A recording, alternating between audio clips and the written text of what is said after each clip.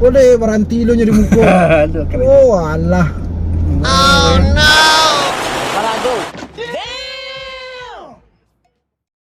Assalamualaikum, Alhamdulillah kita jumpa lagi. Di kesempatan kali ini kita berada di daerah Tinjau Lawi, dari Padang menuju ke Solo.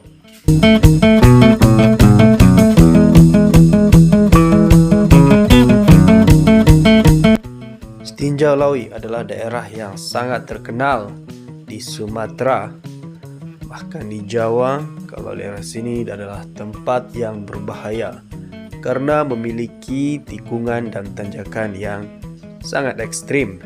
Sering terjadi kecelakaan di daerah sini, jadi perlu hati-hati. Bagaimana daerahnya? Ikuti video ini sampai habis. Kita akan menyusuri tanjakan dan belokan di sini.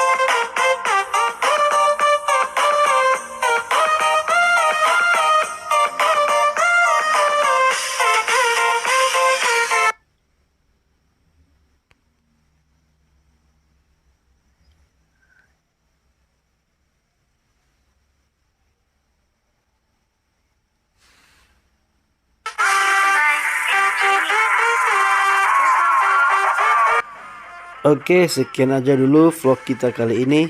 Sampai jumpa lagi di vlog berikutnya. Assalamualaikum warahmatullahi wabarakatuh.